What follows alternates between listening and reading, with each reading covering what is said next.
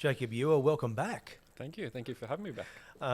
We had an overwhelming response last time you were on to a lot of the stuff you do. Obviously, you're still doing it, still enjoying it too, aren't you? Yeah, still enjoying it. Yes, the passion's definitely still there. So the clock starts to run away. I think on weeknights after work, I start researching, and then all of a sudden it's 10 or 11 o'clock at night. Yeah. Your following is getting bigger and bigger. And I'll tell you a little bit of trivia. Only yourself and the Newcastle Lord Mayor, Gavin Morris, has been on this podcast twice. So you're in good company. I've got a bit of gold, which is fact or myth. Are you ready for it? We'll see. Now the Queen came out for a visit, Queen Elizabeth II, in 1954. Yep. The first time, when she was out as the Queen. She was just coronated not long before. Now the BHP bosses lived on Curzon Road, next to each other. Now back then the BHP bosses, his name was George Bishop and Brian Lowton. Now back then the BHP bosses were sort of like the mayors. They were well-known, well-to-do people. Everyone in Newcastle knew the BHP bosses. BHP must have bought these houses next side by side. Now, a mate of mine, as I know I'm in the carpet industry, he once pulled up some carpet in a house in Curzon Road, and he said they had crowns on the carpet all the way along. Like the coin? No, like a crown, as in a like a printed regal crown. Yeah. In the pattern of the carpet all through the whole house. Right. Anyway, he says to the owner, he said, What's this about? And he said, well, this was owned by one of the bosses. Again, we don't know whether it was Bishop or Lowton. He said, when the Queen came to Newcastle, there was the chance that she may have to stay in Newcastle overnight. But it was it had to be secret. Yeah. Secrecy about it. So this house was the house. He goes, we don't know whether she stayed in it or whether she didn't, but it had to be ready for her if she did or she didn't, Wow. And I'm thinking, wow. Yeah. Imagine that, the Queen staying in New Lambton Heights for one night. Yeah. It's Imagine that. I'm trying to convince people of that if you didn't get a photo of it. Oh, the Queen stayed in my house back in the day. But a lot of your stuff too is, you put out there, it's either fact or fiction. You don't really know, or myths. Yeah. But you're sort of putting it out there to say, could have happened, Yeah. might not have. Yeah. And maybe there's someone out there that can definitely prove or disprove as well. Have you had many people where you've done it and they've come forward and gone, yeah, that's right or that's wrong? I've had people offer up conspiracy theories. Yeah. And allude to, their ancestral, their family, like a family secret that they're not willing to share. But, they might go, that was my great-grandfather could tell you about that if he was still around. But I'm not going to tell you anything. So there's a bit of that with some of the local stories, mysteries. Well, another myth we'll start off with. Bruno Koch, 1973. This is a Newcastle resident that claimed that he burnt Hitler's body. Yep. We got the... Yeah. Again, like this day and age, if someone went to a media agency and said, hey, I've done this, they'd probably go get some medication, mate. Yeah. Like here that's a story. Yeah. And that image on the screen, I'm pretty sure that's a grab from when they were doing an interview with him. So it was a video interview, like an on-camera interview, which I haven't been able to find. Now, I think there might actually be a bit of a documentary being made about this topic, which I found out after doing the video. And also, fun fact, a couple of days ago, I got a temporary ban from TikTok because of this video. Really? Yeah, I guess just because of all the wording in there. It says, I say Adolf Hitler or Hitler a couple times, and burning a body as well. It's everything. Yeah, I don't even say that word. Yeah, triggered a few automatic Should be a quick suspensions. podcast, Brady. But I mean, that's the thing is like things like that. You're finding this sort of stuff and going, wow, who else is out there doing this? You're actively finding this sort of stuff. Yeah, I mean, so Trove, which is the newspaper archive, I guess, or the website that you can use to access all the various archives, is an incredible resource. Yeah. So it's government resource. It's basically the National Archives kind of outlet or client side. And you can use Trove to keyword search. You can search by various filters in terms of newspaper articles, years, place, topics, images. Yeah. So keyword searches around Newcastle or specific buildings and things like that, I love it. Is it easier to stick to Newcastle? Obviously you love Newcastle, but is it, if you start morphing into Sydney, you get into another realm. Yeah, there'd be limitless, like almost unlimited amount of of video ideas and content for sure. Yeah, you need a team. Another myth that you've busted open, Jody the elephant. Yes. Now there's an urban myth that she was buried somewhere in Newcastle. I think we got the picture. Tell us about Jody. So yeah, this one actually came front of mind from my boss, so my day job. Apparently, her son had heard a myth about an elephant graveyard or an elephant burial in Newcastle. So I looked into it a little bit more and went down the rabbit hole of the local subreddit on Reddit about different myths around Newcastle, and people were thinking that, well, the word was that Jody had died, or an elephant had died and had been buried somewhere in Newcastle. So I went down this kind of rabbit hole again. That wouldn't be a rabbit hole. That'd be one hell of big big hole. And from the time, so it was 1968, if I'm remembering correctly. There was a circus in Newcastle in Birdwood Park, which is near Stewart Avenue and King Street. Yep. And Jody had had a fall off the back of a truck, hit her head, and had a brain hemorrhage basically, and died. Now in the newspapers it said Jody would be buried where council sees fit, or something along those words. And that's kind of where the trail hit a dead end. Yeah. So then I reached out to the Newcastle libraries, because a lot of newspaper articles from the 60s are still under copyright, being in that 70 year window. So they were able to pull some material that's still copyrighted, so it's not digitized yet. And it said Jody was taken to the local abattoir and turned into fertilizer. Yeah. So no one wants to hear that bit. No one wants to hear that bit, but that's what happened, unfortunately.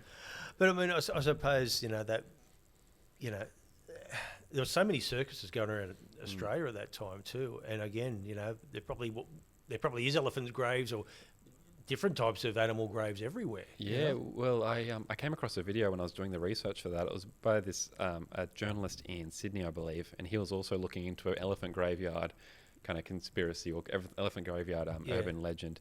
And he ended up meeting this man on a farm out in country New South Wales, and this guy had actually, if I remember correctly, had dug up an elephant on his property that was buried there back in the 60s, whenever it might have been. And he was an artist, so he had all the bones kind of in his shed with all of his other artistic sculptural works, that he'd never done anything with this elephant. But yeah, this journalist was in his amateur video, he was doing this on his own, was there posed with the elephant skull. Imagine if someone came in and said, "Mate, that's not an elephant, that's actually a dinosaur." That's a mammoth. It's worth $60 million. I thought it was an elephant. Something that did actually happen, 1978, the Swansea Bridge. Oh, yes. Colin Bond. Oh, man. Again, they closed the bridge off to do a commercial. Yeah. I mean, how do you find this one? So this one was actually brought to my attention by the local history officer at Lake Macquarie Council. So I was in contact with them about a few other topics, and they mentioned this topic, and I thought, I'd never heard of that before. Yeah. So I looked into it some more. There are a few kind of nostalgia articles around on Facebook and that kind of thing, and some great photos, as you can see on screen there, because it was apparently for a Firestone tyre commercial. Yeah. So he's in a Ford, but it was for a Firestone tyre commercial. Now, when I posted this video, there were hundreds of comments, and a lot of the comments were saying that apparently the local police weren't notified.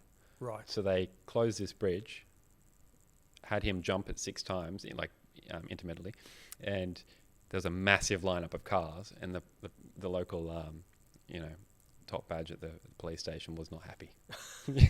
But that's the worst thing, is getting stuck at that Swansea Bridge. But if someone said there's going to be a Ford Escort jumping over this, you know what? Let him go. I'm quite happy to watch this. Just a little bit of Colin Bond. He was obviously stunt driver, but a racing car driver as well. Yeah. And I actually worked with his daughter, Madeline Bond, who became Madeline McKell at NBN News, and she used to talk about Colin. I think he's still alive. Yeah, he is. Yeah.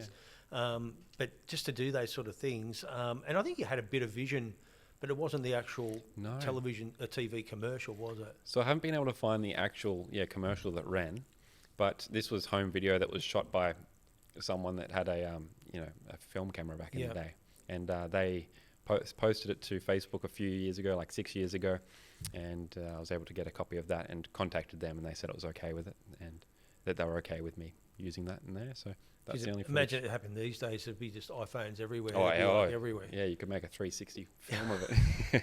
I've got to say too, there's been times when I've had that Swansea Bridge when it's up. That's what I felt like doing. Yeah. Because because the amount of time that it's up, like it's only for like 2 boats, and I go, there's more cars than boats. Like, can't you do it at night or something? Anyway, you found out about a story. This is a gruesome one of a gruesome cargo. It was a ship that came into Newcastle port full of human remains. Was it called the Canterbury? Yeah, the Canterbury. Yeah, 1909, I believe. So that's it there in a different port. But yeah, this was an incredible one. This was another trove find, just me keywording and scrolling through different articles.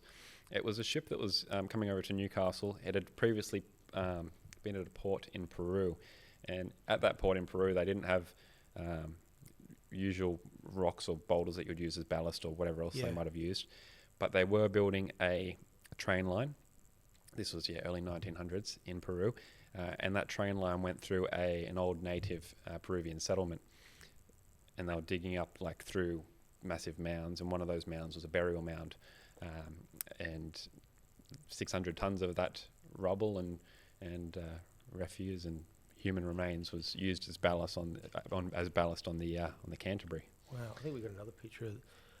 There you go. There's the skulls. Yeah, that's what they potentially would have looked like. Unfortunately, no one took any photos at the time, but it was all over the newspapers, because you can imagine being one of the harbour workers in Newcastle. Well, this is the thing with Newcastle Harbour, and this is your real forte, that Newcastle Harbour. There's so many shipwrecks. There's so much death that's happened in that port, in that opening. This is almost like we finally got a ship through, and we've found 1,000 people dead. But again, is that something it's a real? You love this one. You love that harbour because there's so much history within that maritime.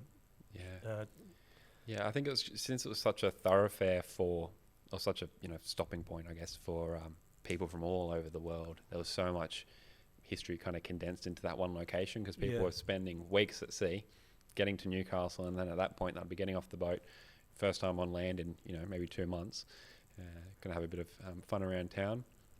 Back in the day, people weren't too different. Yeah. So, a lot of stories associated with the harbour. But it's funny thing about it. I mean, there's so much.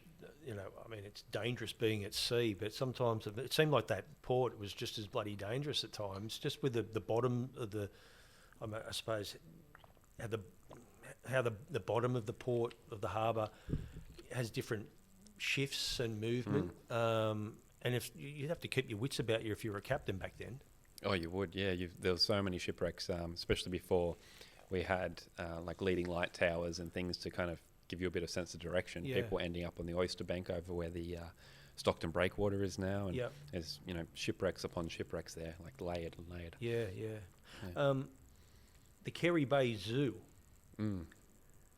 Jesus. So after World War II, there was a heap of private zoos starting up all around Australia. Fascination, really. We might have a pic too.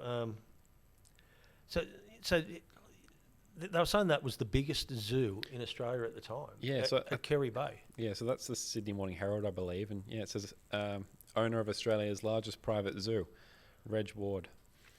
So, I mean that would have been wild, wouldn't it? I mean, you sort of think, back then it was almost like the cages probably wouldn't have been as secure. And you're taking your kids, let's go to the zoo, let's go see the monkeys. And I think there was a monkey that bit a boy on the. I mean, there's a lion, And there was also another one close by, wasn't there, near Toronto as well? Yeah, there was one at Blackwell's Park, which was on the creek there, Stony Creek. So it was Stony Creek Zoo.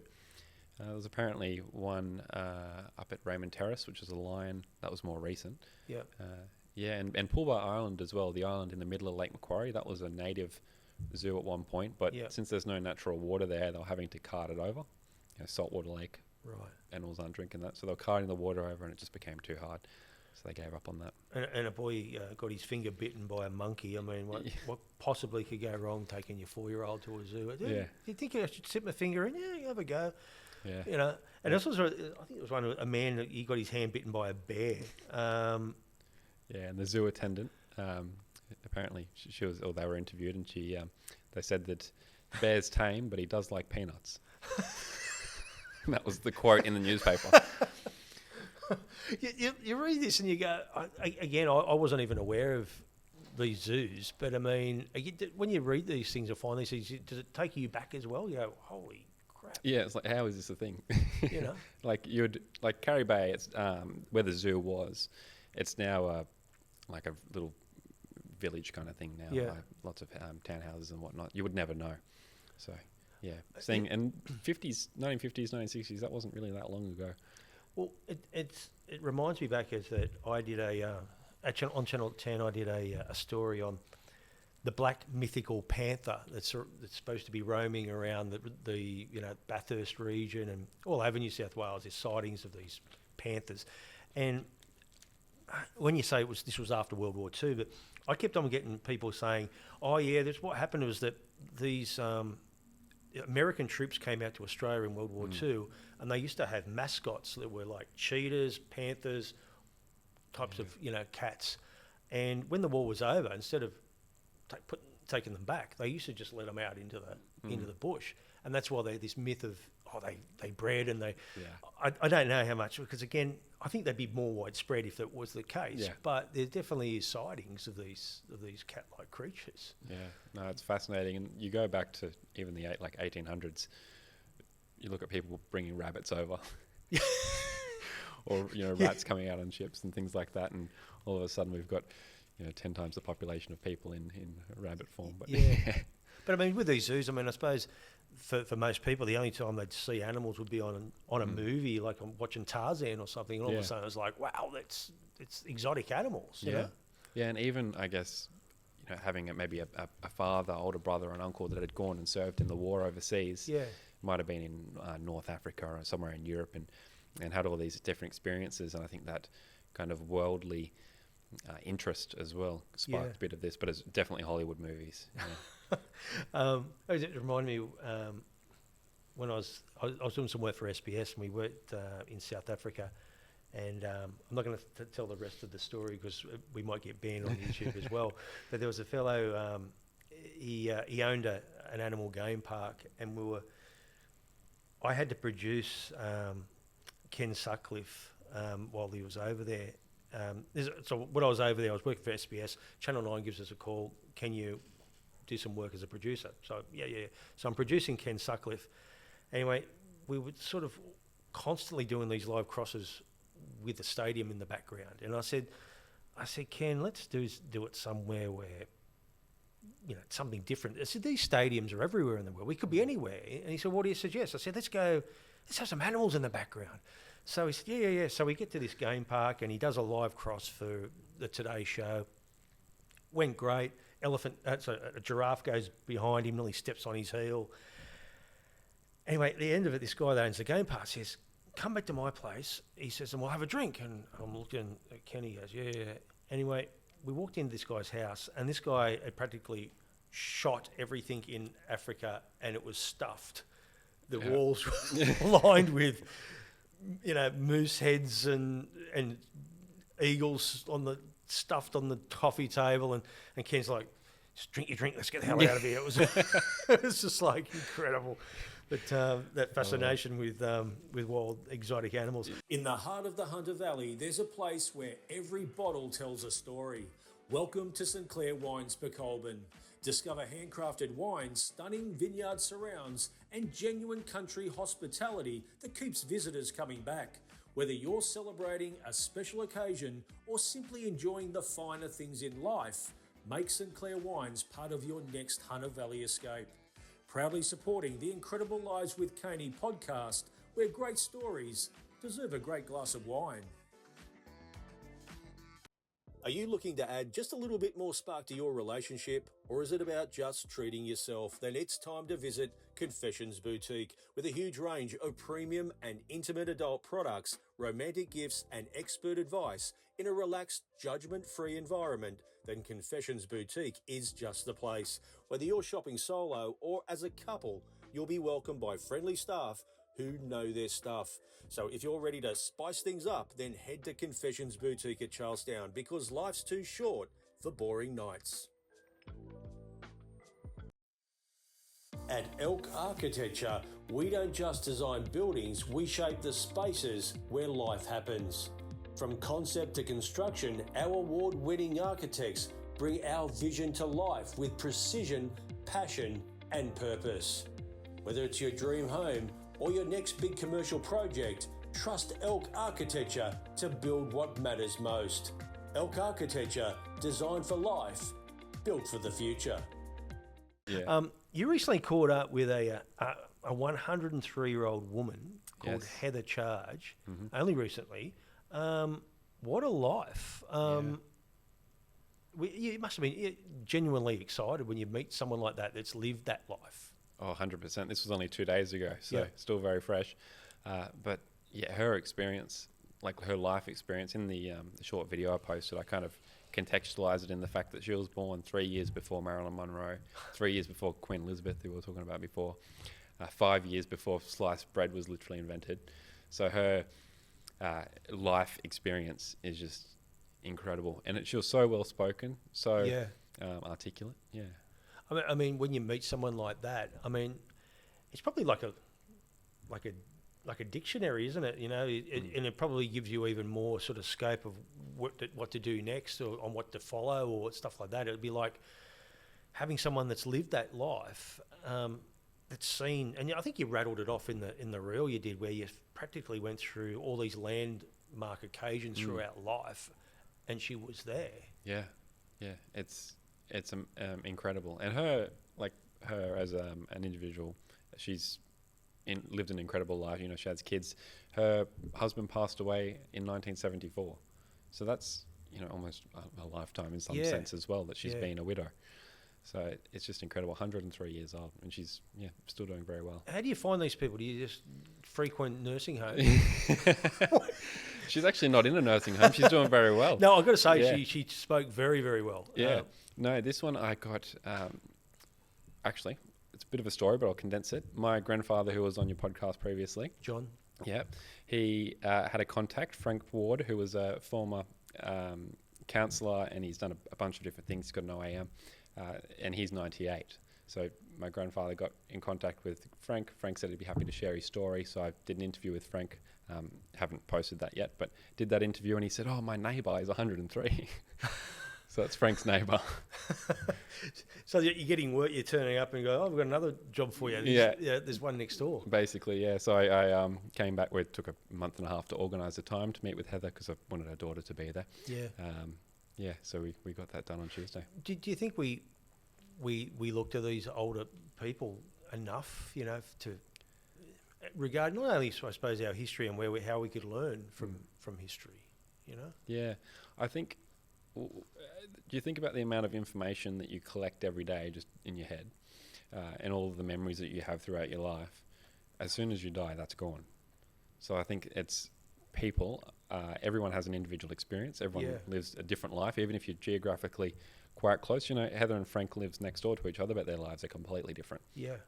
So once these people are gone, they're gone. So I think it's incredibly important to listen and you know, take notes while we can. Is it a case of just trying to drain their knowledge, drain as much out of the time you've got with them, without being too sort of overbearing? You know? Yeah, well, with older people, we've got to be considerate of tire quite easily, and I always want to make sure they're either child or grandchild or someone's there with them, so they're aware, and they also, like, her daughter Narelle was there, so Narelle was able to go, "Oh, Mum, remember this? You told me about this," And then Heather would go, oh, yeah, that. And then What was the best story she gave you? oh, she told me a lot about her early years in Mayfield and how she ended up accidentally working at Scott's in town on Scott and Perkins Street. A lot about the war and about how she met her husband. But I think what was probably the most interesting, I found her the wedding notification that was posted in the paper, Heather and Jeffrey getting married this Saturday. And she said, we're originally going to get married on the 29th of May, 1943, but Jeffrey said to me, if we don't get married on the 22nd, we won't get married. And he wasn't meant to tell her when he was going to be deployed. Right. But that was kind of telling her that the time has come. Wow. She also, I asked her, what's the biggest change you think you've seen? And she said when she was a child, they're in Mayfield, so they weren't too far from Newcastle Aerodrome. If they heard a tiger moth or a small plane fly overhead, the kids would be like ecstatic. Oh, this is a rare sight. And the parents would be excited too because they grew up pre-planes. And now there's supersonic jets and fighter jets not too far from us. So just the incredible advancement in technology she was just fascinated by. She was so positive about it. Has anyone ever asked her these questions? That's the thing. Over 103 years, has anyone sat down and gone, tell us your story? Heather was very lucky. When I was there, she had this book. It was this beautiful, it's about this big, massive square book, and it's got all of the photos throughout her life. So there was one photo taken in 1923 when she was born, and her family have very carefully gone through and created basically a life book for her. They did that for her 100th birthday. So she was lucky in that sense, but a lot of people, I think, may discard the knowledge of these older people. And there's a lot of people with so much knowledge that probably just, they're not that type of people that want to pass it on. There's true, different types of personalities, I suppose. Yeah. And has there been times when, is it hard to sort of, to go and speak to her the first time, to sort of be respectful, saying, hey, I want to know everything about your life, but I'm no creep. Yeah. But, Yeah, I think with definitely those that are 100 plus or in their late 90s, I think you've got to have a bit of a positive outlook on life to even last that long. So I think I've been pretty lucky in that sense that they've all been very open and happy to share, and very, very great outlook. A lot of these older people are saying, I'm okay if I pass away tonight, basically. They've lived their life. But getting to that age, you definitely need a bit of a positive outlook. With that being said, there have been instances where, if they're very ill, maybe not so much. And I think also too, they probably get a kick out of a young bloke like you wanting to know. Like, it'd be like, what? Like, no, I mean, you're in your mid-20s. No one, what's going on here? You must be one of a kind. Yeah, I think that's definitely a strength I've got. Is having that kind of unusual interest in history. I mean, my mum's 88. She's out at Swansea, and honestly, like, she's like, mate, if God takes me now, I'll be happy. Like, I'm doing nothing anyway. I might as well be a tree. She's just like. There's some people that embrace death and some people that don't, but I reckon she got another 10 years in her the way she was incredible. I would never have known she was 103. A radar station on Ash Island during the Second World War. We had a lot of war stories around that time. This was following the shelling of Newcastle, 1946. Who operated that facility? Yeah, so that was the Air Force. So that was built, 1943. It was operational. So it was operated by the Air Force, the Royal Australian Air Force. And in the later years, it was also operated by the Women's Royal Australian Air Force. So there was people there. It would have been very secret at the time. Yeah. There's a concrete pad there that would have had the big radar tower on it, and it would have operated in sequence with the one at Tomaree and the one further down south at Catherine Hill Bay. Because I mean, you if you drove past that, I wouldn't have. I think it's got something to do with. Yeah, it looks like a utility, like a electrical thing. Yeah. Did you always know that was there, or was that something that you just found? I've noticed there for about 10 years. It's never been open to the public as long as I've known it. I think when that Ash Island became a national park, they closed it off. But they do open it up on Anzac Day. So I have had one chance to look inside it. It's just a concrete enclosure, but it's got a pretty cool story. I mean, once that shelling happened from the Japanese, people in Newcastle, Australia, but shitting ourselves. It was almost build these things, you know, like we've got to be ready in case it happens again or even worse, you know? Yeah, no, it definitely ignited the flame in terms of those civil projects, those public defence projects. Just getting back to the older people when you're talking, I mean, you've been, you know, juicing the memories from that. But again, those war memories, not just of the servicemen, but also the people that were living here at the time, you know, wives and family, having to live through it as well. Frightened, but at the same time too, they're protectors overseas fighting, you know? Yeah, for sure. There's been a few instances of that with this particular project I'm working on at the moment, which is a focus on younger people's local experiences during World War II. Yeah. There was one instance where a gentleman, his father was overseas for quite a large chunk of the Second World War, and there was no text message, there was no email. So if, you know, mum wanted to send off a letter, she would send off that letter to the military, and they would get it to the husband. And the letters would come back from the husband or the father figure in the household, and they'd be redacted, you know, crossed out, or anything that might allude to their location or plans or anything like that. Yeah. But they had beforehand come up with devised a bit of a code. So he would change some of the letters in his name to either represent, you know, the colours of to represent the location. So New Guinea might be NG, and then green might represent, you know, a particular location within there. Wow. So people kind of had their own, in their own like family group, ways of communicating that wasn't, you know, military sanctioned. Talking about codes, you went to the Australian War Memorial, and you found some interesting stuff, some highly classified stuff that, again, you know, you wouldn't even know it existed. Yeah. I think we got some pictures of that too. But was that hard to? I mean, what's the procedure? I want to go down there and I want to take photos of all this stuff. You can't just walk in. No, you can't just walk in. You do have to book in advance, at least a week in advance, I believe. You go through the National Archives. So this one's not on. You could go through Trove, but the National Archives website, so the National Australian Archives, or National Archives of Australia, and you can search for particular documents. So these are all documents relating to Newcastle, and they've got, you know, the folder number, the file number, that kind of thing. So I had gone through and I'd found all these topics, so it just have the title of the folder. So a folder might have 5 documents in it, it might have 100 documents in it. Yeah. So I went through and found some folders that I thought would be interesting. I had put in a request for that, sent that off, and they give you a list of what you can and can't do. Right. You know, obviously no food or drink in there, but they only give you one folder at a time. Anyway, I turned up there on the day, drove down to Canberra that morning, got there at their opening time, 9:30, whenever it was, and got the rundown on what you can do, what you can't do, put your gloves on, and then you get your first tray. So they give you a tray with 5 folders in it. I ordered 30 folders that day. so it was... You don't need more than that, mate. So I took my 5 folders, took them over, and started taking photos. You weren't allowed to use a flatbed scanner, so just DSLR camera or your phone. Yeah. But I wasn't sure what I was going to find in there. You just basically have the title of the folder, which might be, Newcastle, Port Newcastle heavy defences or something like that. Yeah. You know, just very military and basic. Yeah. And then you open it up, and there might be some plans in there or some drawings, some maps like that image on screen, or there could be a book that's just got a bunch of code in it that you can't really tell what it means. Now, I was just going down there and coming back that same day, so I didn't really have a chance to look through each page on the day, because there were more than 1,000 by the end of the day. I just had the camera, DSLR camera, and I just was basically flicking snap, and then collating it all when I got home. Wow. It would have been like a kid in a candy store, that.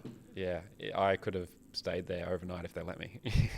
Which is like the War Memorial, just in general, without this. But I mean, was it a case of like you look at something and go, oh my God, you were so, you wanted to keep going, and then no, I've got a time limit here. I've just got to keep pressing on. Especially with the plans, like that little cropped in image there. When I saw that, I was like, wow. So what is that one? That one was the night patrol, I believe, for Newcastle around Fort Scratchley. So you can see the arrows. If I'm remembering correctly, that's what that was. So they would, walk up and around. But that hadn't been digitised before and made public. So I was the first person to be able to publicly digitize that, which is very special, and maybe only one of a handful of people to actually access that document. There were the old library cards in the back of each folder. Yeah. So they'll have stamps, 2009, whatever, back to the whenever they were made not restricted, unrestricted. So this visit is about getting this stuff and digitising. Yeah. For obviously for whoever. So when I got back home, I had, as I said, 1,000 photos, and each image was as high resolution as it could be. So it's about 30 megs an image, and I kind of collated them into each individual folder. Had a folder for the raw images and a folder for a PDF collated. Yeah. Sent that off to the university. They've got an online archive, and they're going to have that published up there, so anyone will be able to access it. Yeah. Yeah. Are you surprised that no one's already done this? From here? Yeah, I think there are just so many records in the War Memorial in particular that, and the process of doing it's not the most user friendly thing, I'll admit. You do have to go through the NAA website and find. But I mean, something like even just these codes, like there'd be months of work just trying to work out what if you could anyway. This maybe years of work in regards to what you've actually captured on your phone. Yeah, for sure. Yeah, the imaging, taking the actual photos, the easy part. Yeah. It's going through and making sense of it all. And so with that, like you would have went away going, that was a great weekend. Like, did you feel that was that geez, that was worth it? Oh yeah, I was actually thinking today, because I was going back through the files today. I was actually thinking I've got to do that again. I was thinking, how can I make it more efficient? Well, how many more files? I mean you were there for, 2 days? I was there for only a day. Oh, watched one day? Yeah, right. And took 1,000 images in that. I drove down there, so 4 hours down, 4 hours back, but then it was about 5 hours in the actual day of taking photos. Yeah. So if you had more people and more, now that I've done it once, you get a bit of an idea of what to expect and how to make it more efficient.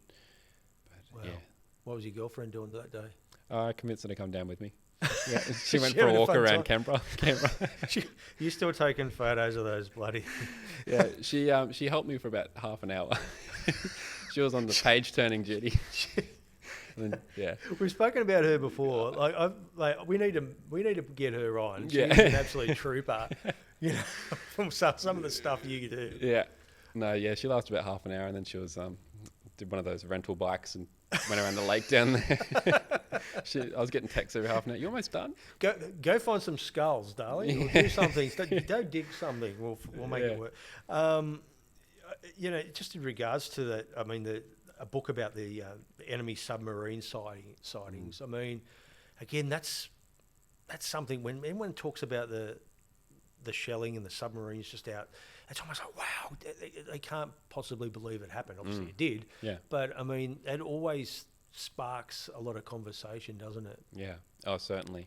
And that's kind of what part of this project is that I'm doing with the interviewing these older people about their experiences when they were younger, is to collate some of that real, the real experiences. It's not written down word. Yeah. This and happened. It's this is what I remember. This is what I felt. This is what we did afterwards. Yeah. So those kind of human experiences, I think, can make people relate to it a bit more as well. Yeah. So that's kind of my aim for a lot of these oral history projects as well. Yeah. And I suppose you can't, rely on the older people, because again, they're dying out. You've got to use different sources. Yeah. In regards to that. Fern Bay, there's an armour plate proof facility. Yes. Who knew? A weapons testing facility that was, again, being used in World War II, weapons and armour plates. I think we've got a picture of that. Again, like, you'd be walking through the bush and you'd be just going, you would not think. Yeah. That's an incredible sight. Like, you can see on the actual steel plate, the impact. Yeah. It was, and it was quite a large facility and very, very secret. There was only one image I could find that was taken anywhere near it, and it doesn't even show any of the buildings. I mean, back in the day, taken near it. It was a photo when they were grading the road to go in there in 1941. Right. But aside from that, there was barely any information. I did capture some of that information down at the War Memorial. Yep. But there's so many documents I haven't had a good look through yet. How far into the bush do you have to get to get to there? 500 metres. Really, that all? Yeah, yeah. You can see it on Google Maps. There's a little, tiny little clearing in the national park. But yeah, there are signs everywhere that say, don't like asbestos and whatnot. Yeah, yeah. And But what made you go find them? What was that? Did you always know about them? Or I've known about that one for a while. There's also Fort Wallace over at Stockton, which is all blocked off. It's military land. Yeah. And there's the old rifle range as well, which is kind of in between the two. So there's a lot of activity there, and even around the sand dunes, there's every couple of years you hear someone's accidentally driven their four-wheel drive into a World War II bomb. But yeah, there's all kinds of things happening all over Stockton, Fern Bay, all the way up to Anna Bay. It's just Just as a young historian, you go and see something like that, and you see, it's all overgrown. You're sort of excited, and at the same time too, you're going, "Oh, this should be like preserved. It should be, like cordoned off, or so. It should be looked after." Yeah, I 100% agree. Especially some of those sites that are accessible, like Shepherd's Hill military installation, not the cottage. The cottage is beautiful, what they've done with it, but the concrete bunkers there. Yes. It's just a hole, really. Yep. There's graffiti all over it. Yep. You go inside, there's hypodermic needles on the ground. There's Yep. rubbish everywhere. And it's in a very public place as well. It's not just the historic, like, of course, I want it preserved because of the historical aspect of it. Yeah. But you've got visitors coming to Newcastle, tourists, and they're walking past it. Yeah. That's what they're seeing. And that's a very popular walk up there. Is this something like what you're doing, especially with these ones, where you'd love to go to councils or state members and saying, we need to do something here? Is that part of your work as well? Are you trying to? I've done that a lot. I am surprised I haven't been banned from their email lists. But no, I have tried with particular groups that you mentioned there to get something going. I said, happy to organise a volunteer group, and it always comes down to liability, and here's 15 reasons why you can't do that, and money as well. But I said, I'm more than happy to. I've got the audience to pull together volunteers, pull together sponsors if needed for things like paint or disposing of rubbish. Unfortunately, I haven't had any luck with that yet, but I'm still trying. And with one particular site in Newcastle, I was trying for about 3 years, and I didn't get anywhere with it. What was that one? Shepherd's Hill military installation. Yeah. What project would you love to get off the ground more than any? I'd love to get just a bit of a volunteer group, just a working bee almost of local people, because I've spoken to people are interested to go to these sites and just do a bit of a clean up, tidy up, just keep an eye on them, because there's demolition by neglect, which is happening all the time. Something doesn't get looked after, all of a sudden it becomes too dangerous, we have to knock it over, and then it's gone. Whereas if someone just went in there and cleaned it, if there's no rubbish in there, people will look after it more. If people are seeing rubbish and stuff written all over the walls, there's less reason for people to care. Well, I think your important work here is the fact that you're just highlighting it. And again, to the layman like me, I'm like, I didn't know that. And to other people probably going, it might build up that posse of people that would say, hey, Jacob, let's do this, you know? And something a little bit different. Everyone loves the Beaches Hotel. Yep. You did this one not long after you came on last time, and I went, Rishi talked about that one. The race course that was in the early 1840s. There was a race course right behind the Beaches Hotel. Look at that. Yeah, so that's kind of, I've superimposed the old map over the top about roughly where it would have been. That's Newcastle's first official race course. And the northern end of it, so at the top of the screen there is still one building left that kind of indicates that, the old racecourse inn, which is a private residence now. Yeah. But back in the 1840s, that part of Newcastle would have just been, sand hills and scrubland. So. And I think when did they move it? Was that where it went to? It went to, there was one spot in between, I think it was Hamilton South area, and then 1904-ish went to Broadmeadow. Because there's also a race course out at Wallsend, near Wallsend High School, which obviously, you got the race course hotel that's on the corner, and people went, why is it called the race course hotel? Well, there was a race course straight across the road. But again, even those areas, the inner suburbs, like in Hamilton, I know there was, I think it was around the bus depot, there was a soccer ground, which is another historian. He focuses on soccer and finding soccer grounds, like in Minmi. The first game was played in Minmi. And he said that there was this soccer ground right pretty much where the bus depot sits. And there used to be a club called Hamilton Thistle, which was only around for about 7 or 8 years because the miners were living in Newcastle. Then all of a sudden, the miners moved up the valley, like Western and Cessnock, so that club more or less disintegrated. But it's incredible to see that things like that, in prime location, prime position.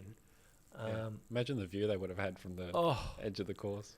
And I think too, you mentioned too that even though it got moved to another venue, there was still some bootleg races going on. Yeah, I can't remember the exact term that they used, but it was still advertised in the newspaper. In about 12 months following, so it still had a bit of use. Well, one thing I looked up too about the race course in Wallsend was that they had a grandstand, and I found the picture. I don't know. I can't remember what podcast we were talking about this with. I think it was our last one. Was it the last one? Yeah, the one that the grandstand they moved. Yeah, they moved the grandstand. Yeah. I mean, I just find that incredible back then. It was almost like, let's not build another one. Let's just move what we've got. Yeah. It blows my mind. Just with that inn that's a residence now, were you allowed to go in, or is it? I haven't asked. I think it was a boarding house or something previously, up until about 10 years ago. Then they bought it and they've done it up quite nice. Yeah. I haven't asked, and I haven't been contacted by the owners, and I didn't really include too many details about that because it's private residence. But it's pretty daunting too, isn't it? You know that this is a premises of history, and people, they might not even know.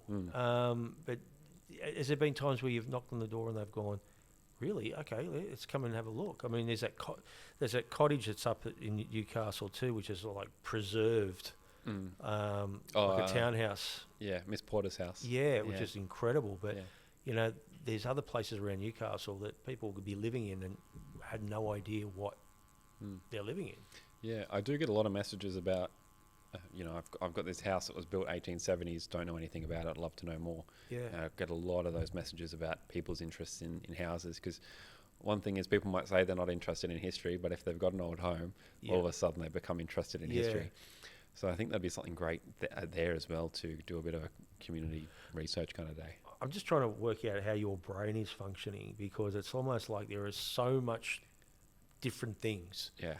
The war memorial, the local facts and stuff like that. Is it a case of trying to do 1,000 things at once, or do you just concentrate on one for a few weeks and then put it to the side and then work on something else, go back to it if something comes up, like a detective sort of thing? Yeah, I've got a lot of projects on the go at one time. I do need to prioritise. If there's another person involved, like I might be doing a series with a particular council or something, then I'll have to focus on that. But most of the time I've got a lot of things going on at once, and it might be a case of, I need to wait a couple months to put the request in for this piece of information. So I'll put that one on the back burner for now, keep going with this one, and then that one will pick up again. I'll be able to finish that one off. So. Is it fine? I'm sure there's times where you've been, doing some investigation on one, and then something completely different somehow marries up to something else that you're already on. Yeah, for sure. And sometimes it's a case of I'm doing a bit of research about one thing, and then all of a sudden I notice something else. So this race course is a great example of that. I was creating a video about James Mitchell's road tunnel that he built under whereabouts Scenic Drive is. First road tunnel in Australia, apparently. Yeah. And on the map that shows his road tunnel is the map that has this race course. And you're going, what's that? Yeah. Hang on, that's about where the beach is, like the Beaches Hotel and the surf club. So that topic came from that map, which maps are just such an incredible resource as well. Yeah. Two convicts. The one was John Kirby. There was a murder of an Aboriginal man. Is it Burrajon? Yep. King Jack, they used to call him. This had real significance, this murder, didn't it? Yes, it was the first time, first time in Australia that people were charged for killing an Indigenous person. Yeah, so that was 1820s, 1826, around about there. They killed him up near where the Christchurch Cathedral is today. Yep. There would have been a small church up there at the time. So he was murdered, and both were tried. I think one of them was acquitted, but the other one was sentenced. Wow. So it was another first for Newcastle, not the best first in terms of someone getting murdered, but a first in terms of someone getting justice for that. How did you find out about this one? That one, I think, might have been through the University of Newcastle. They were involved in a project called Frontier Massacres, which was mapping a lot of the, I don't know, how would you put it, a lot of the mass killings of Indigenous people around Australia. Yeah. And one of the topics locally was Burragon. Yeah.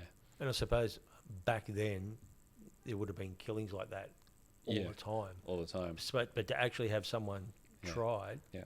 Because he was a very high ranking member of the local Indigenous group. So, and the local European authorities could see that, and I think that's what kind of sparked that as well. Just going to do a live read before we have a bit of a rest, a bit of a drink, Jacob. Purnell Trophies is a proud sponsor of Incredible Lives with Cainey. They are the masters of mastering the perfect pedestal to put any occasion on. Trophies, medals, award boards,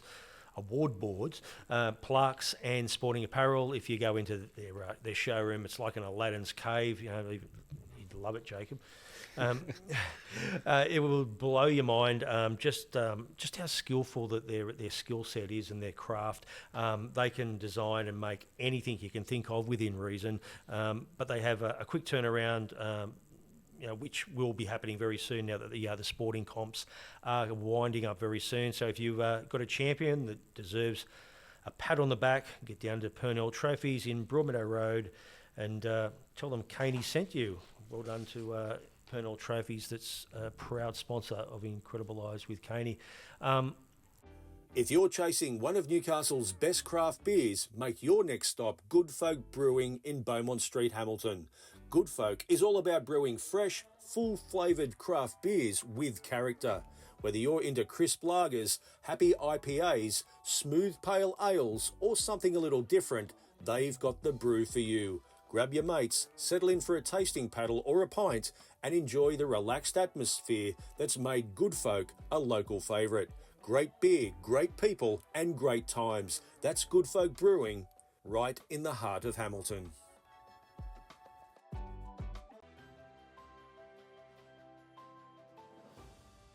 Escape the city and discover the magic of the Hunter Valley with HV Tours. From world-class wineries and craft breweries to gourmet food, cheese, chocolate, gin and breathtaking views. This is more than a tour, it's an experience. Small groups, relaxed vibes, local guides and unforgettable memories, all without the stress of driving. Whether it's a romantic getaway, birthday celebration, hens weekend or just a day out with friends, Hunter Valley Tours delivers the ultimate wine country experience. Book your next escape now at HV Tours and let the good times roll.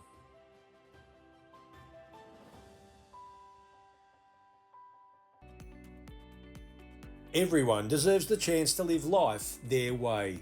At Connectability, they support people with disabilities to build confidence, independence, and real connections in their community. With allied health services and capacity building supports for children and adults, they help people develop the skills they need to grow, learn, and thrive. From daily living and community participation to NDIS support coordination and supported independent living. Connectability is there to help you achieve your goals, dreams, and aspirations. Connectability, supporting people, strengthening communities. Now, I want to talk about something that I've sort of discovered in a way. It's not unique, but there was a documentary on a fellow by the name of Ralph Snowball. Yep. I went down this little rabbit hole the other day, and I'm thinking, what an incredible man this guy was. So this is a guy that we'll go through some of his picks, but he had something like about 8,000 snaps. There's Ralph. But when I'm looking at this documentary, I'm thinking to myself, this is a guy that he was a photographer, used to go around everywhere, Newcastle. It wasn't just inner city, it was West Wallsend, it was everywhere. Back in the late 1800s, he was a photographer, but looking back now, he really was a historian. Yeah.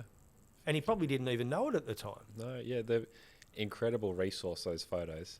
And I recently went to a talk that was put on at the local library, because they are custodian to some of those images. And the digitization officer there, she gave a great, speech about the importance of the photographs, their process in digitizing and preserving them, and preserving them and digitizing them in a way that you can, scale them up massively, and in the background see details that weren't before known. So he was hired by some people to take photos of their headstone, like family members' headstones, and in the background you can see other headstones that no longer exist. They might have, eroded or whatever. And that's the thing too. It wasn't just even with headstones, but even pubs and getting the publicans, the licensee's name on the pubs that shed so much light on things, on history that no one actually knew. It was just, and it was almost like, he'd turn up to a wedding and say, hey, I'm here. Do you want me to take some photos for a few shillings or something like that? He was making money out of it as well. He's a real entrepreneur, I suppose, in a way. But you get the feeling that he was doing it more for the love. Yeah, there's definitely a lot of passion in there, because a lot of these photos, back in the day, you would have, only had really a couple shots to play with. A lot of these photos are very carefully posed. Not necessarily that photo, but some of the other photos of the pubs, you can see people. Oh, we'll get But look at that. It's incredible. That is, and it's such an incredibly important resource. Like, if we didn't have that photo, you wouldn't be able to. No. We wouldn't really have too much information about what all those buildings were used for at that particular point in time. And the people on the street, how different does that look like? It's just. What's the next? Look at that. Yeah. And you'd get information about whatever that particular photo is, but then beyond that, you have information about their particular uniforms. That looks like fire brigade. Yeah. So you would have information about what their uniform was made up of, the equipment that they use. So it's such an amazing resource. Love it. Absolutely love it. And also too, their faces are so crystal clear too. Like the old ones you used to see, they were sort of a little bit blurred, or these are just so on point. You know? We've got another one. And that's Minmai. Yeah, see, the whole town's come out for that photo. That's it's like wonderful. They've all posed. Yeah. You can see them all looking at how many times you've been to a family event and said, everyone get in, and there's always someone that's got their head up. It's almost like he was the master of making them look at the camera. Yeah, and they're all dead still as well, even with the horses. You can see the flags flapping in the wind and having a bit of motion blur there, but yeah, that's incredible. And I think with that too, he had a horse and cart that had his name and business on the back. But just to get from, say, he lived at Lambton, to get to Minmai, look at that road. Yeah. Like, that would have took Yeah. He would have just got there and said, let's just have this photo and we're going back now, because that would have took so long just to navigate these roads. Yeah. It's absolutely incredible. Got another one? Look at that. That's the Premier Hotel at Broadmeadow. Yeah. Again, he's got the whole people out the front. You're out here. Can you all just come out and look at the camera? And don't move. Yeah, it's amazing. Yeah, and some of the photos as well, he's actually got his horse and sulky with the branding on it. Yes. In the image. Yeah. Which is really cool as well. And it also shows you too, what a floodplain it was back then. Oh yeah, you can see the water moving, like the movement in the water. And again, you sort of look at that, and a lot of those people that was in that pub, they probably lost their house. Yeah. The pub, and that probably shows just how important pubs are to this day. There's that community feel, which was probably much stronger back in the day than what it is now. Either. Yeah, it's a bit of a third place. Local pub. Now this is one of yours. Yes. Well, not one of your pictures. Although I'm sure you could have took one back then. This is this slither of brickwork that sits on Hunter Street, sat on Hunter Street. A bridge. Tell us about that. Yeah, so that's the AA Company Bridge, so Australian Agricultural Company. That one was built in the 1860s, and it was apparently the third. So it was the third bridge that was built. It crossed Hunter Street. So the one that was built before that, it was timber construction. So this one's brick and iron. Yeah. The one that was built before that was a bit further east, but it was a rail bridge. So they would. Did this have something to do with the Brown Street Yes. Railway? Yeah. So there weren't too many. There was no images around the 1830s in Newcastle, but from the maps that I could find, the rail line looked to run down the west side of just to the west of Brown Street. Yep. Down, cross basically directly in line with where Brown Street is now, straight out to the water to the States. So that original bridge, 1831, would have been timber.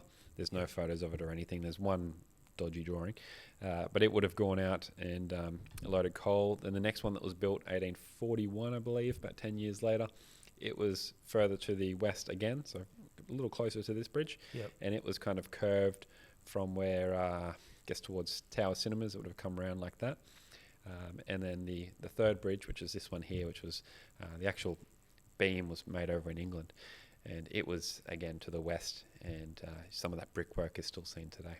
It's funny too, because again, people these days, it blows your mind that it was. I mean, obviously it was a coal port, but to have it at that in those positions where where it's obviously beautified and the beautiful foreshore, it was a real working hub.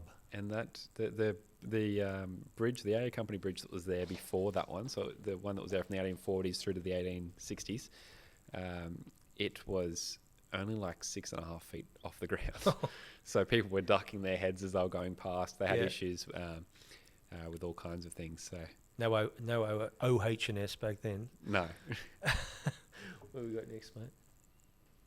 Yeah, this I think I was mentioning that a slither of brickwork. I got my notes mixed up. What's that? So that's a part of that previous image. So that's one of the piers, I guess. Right.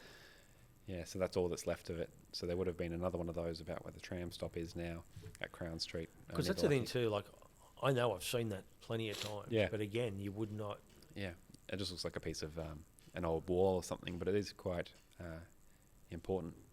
I mean, with that first railway, just on Brown Street. When we spoke about that last time, there's a guy who he drinks at a pub at Adamstown. His name's Rex, and he's worked in the railways all his life. And I was telling him about. I said, "Oh, this guy I'm getting on. He's going to talk about. Yeah, that's bullshit. I know everything about railway. You're like."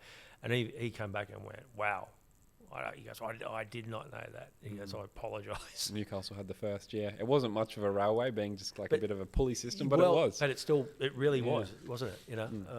Also got another, is a a wall. Yeah. Is that... It's another snowball image. Yep. But that was, again, crystal clear, look at that. Yeah. But that's all still there to this day, isn't it? Yes. But there was a plaque there that's that was taken out. Yes, so that you can see the plaque in that image, and it was blurry in the online version. So I contacted the uni who have this image in their collection, and they presented me with the highest resolution copy they had, which was 500 megabytes for one image, half a gigabyte, and there it is. So we're able to crop in to the left image there, crop in and see that it says Ocean Promenade, 1909, John Reed, Mayor, Lewis Blackwell, City Engineer. So that was able to provide a bit of information. Go back to the last one, of the plaque. There. Yeah. So whereabouts actually is that? Is that across from where Noah's sits? Yeah. That's what I thought. Yeah. So now there's the fountain that's in the image there that the gentleman's leaning up against. That's not there anymore. There's just the kind of the bottom part of it. A lot of the jagged rocks are missing now as well. But that's all. A lot of those rocks are. It's called gneiss. It's a pink granite almost from Brazil.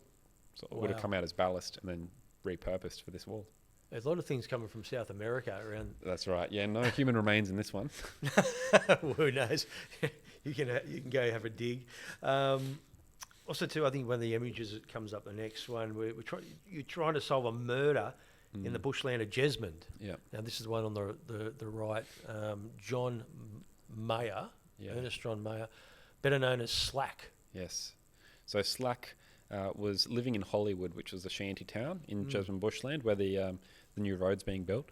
And that had a lot of people that were unemployed from around the Depression years, early 30s up until the 60s when they were kicked out. But in the 50s, he was living there, and he also was a frequent gambler up at the 2-Up school, which was up in the Jesmond bushland as well. So people would go up there and do their illegal gambling and whatnot.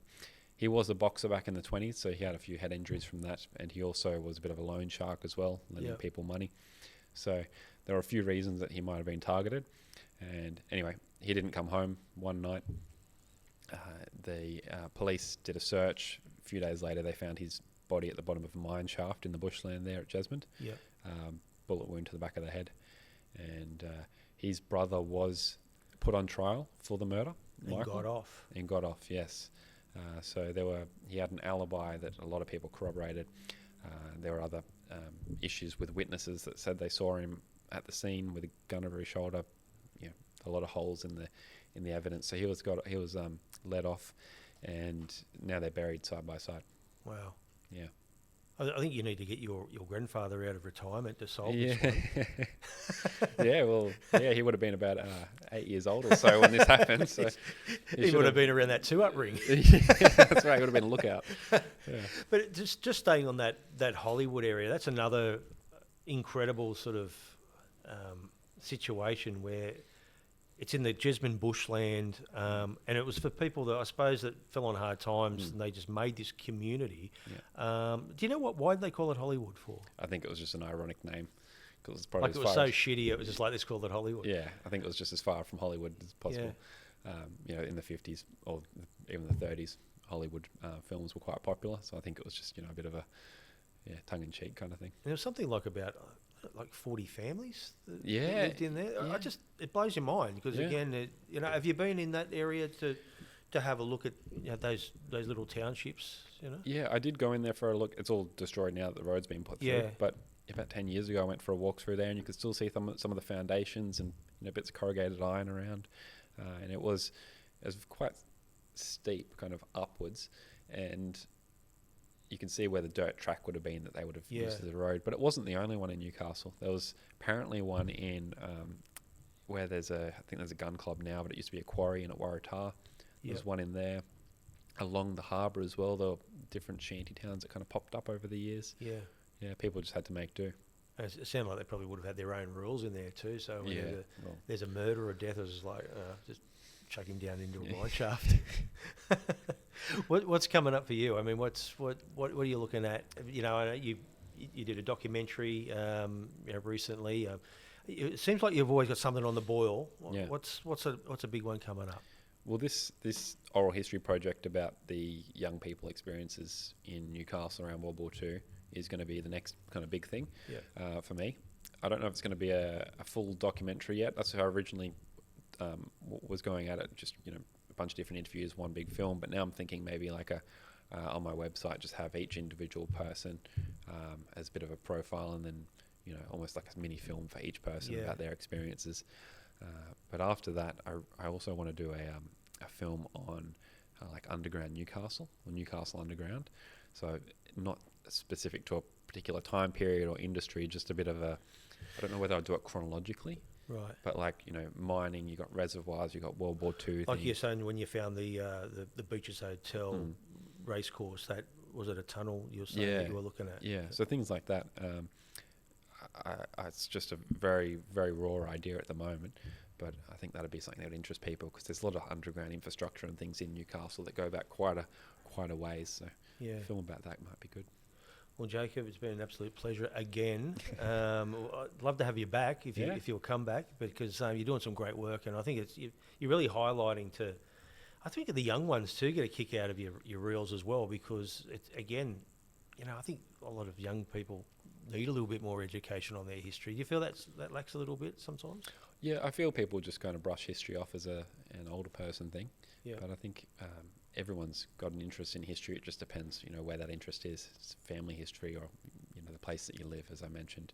So it's about finding your particular interest, and people that live in Newcastle generally interested in Newcastle, so present them with a bit of history about it, and yeah. Jacob, thanks for your time, and say hello to your suffering girlfriend that has to follow you around with all these little mysteries and treasure troves. Yeah, we'll have to get her on next time as well. Jacob, thank you. Thank you to Brady Sharp, out my right-hand man.